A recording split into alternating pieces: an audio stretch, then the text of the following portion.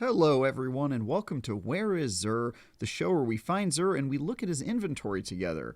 I'm Ty Guy Travis, and today you can find Xur on Earth. He's in the European Dead Zone, down here in the Winding Cove. So let's go and pay him a visit. Once you land on the European Dead Zone, go ahead and hop on your Sparrow and go straight, hang a right, and then you're going to find Xur on top of a cliff's edge, which you can get through a cave. And here he is, the man of the hour. Let's go ahead and look at his inventory. Alright, so first up this week, he's got the Cerberus +1, which is a 4-barreled auto rifle. It's not the best gun in the world, but it is kind of a hilarious weapon, so if you don't have it, pick it up. Then we've got the Wormhusk Crown. This is a very essential hunter exotic. If you don't have it, you should absolutely buy it. That said, this roll is not very good. 63 is very low for an exotic piece of armor. So I probably wouldn't recommend picking this one up if you are looking for a high stat one, or if you already have one, it probably has better stats. Then there's Peregrine Greaves. These are another really good exotic. This one's for Titans. Helps people with their shoulder charge damage, which is a big issue in Destiny right now. However, these are also fairly low. 64 is really the minimum I'd probably want to go. Actually, 65 would probably be the minimum. So I'm not particularly excited about this roll, but it's there if you need it.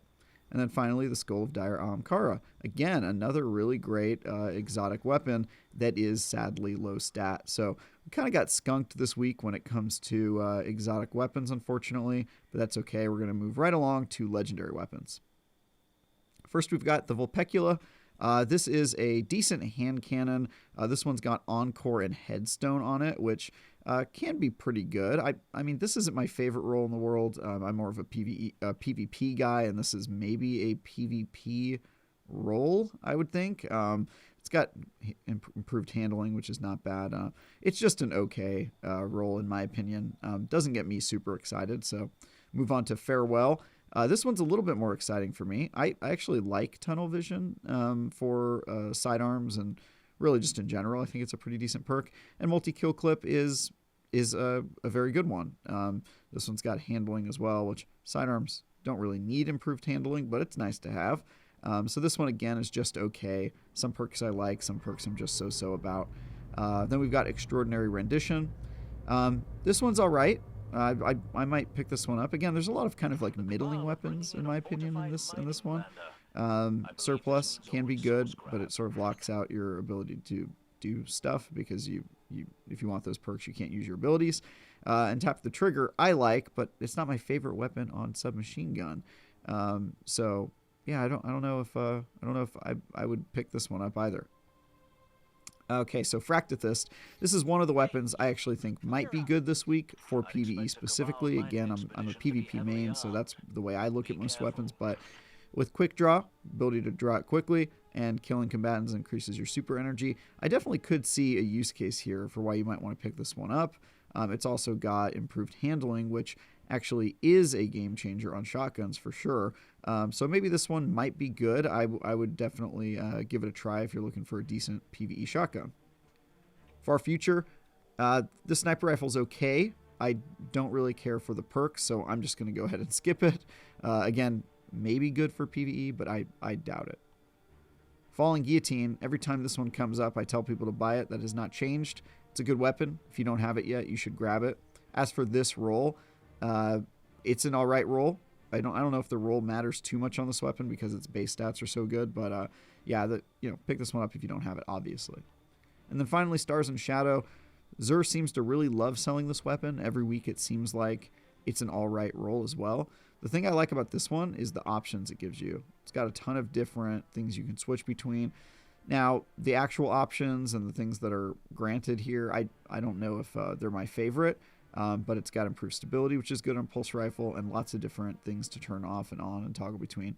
And the stats just changed in real time. I don't know what that means. Pulse Monitor and Grave Robber. That was very weird. Pulse Monitor and Grave Robber are actually I think that just made this roll a little better. God, that was bizarre. Okay, well, Stars and Shadow apparently changing perks on the fly, and also a pretty good gun in general. And this roll I quite like, especially since it changed on me there. What the heck is happening? It just changed back. You guys seeing this? This is wild. All right, we'll get this gun before it disappears with all of its perks. I don't really know what's happening here. But there you go. Stars and Shadow. It's a pretty good pulse rifle, and that roll is maybe good, depending on which stats it decides to show. All right, finally, let's move on to armor. So the rub this week is that the armor's pretty bad across the board. Really, the only one that's decent is this chest piece here. So we're not going to look at Hunters and Warlocks. If I'm not mistaken, Warlocks got basically nothing good this week, and Hunters have one, I think, chest piece that's at 63, which is kind of the lowest you'd ever want to go.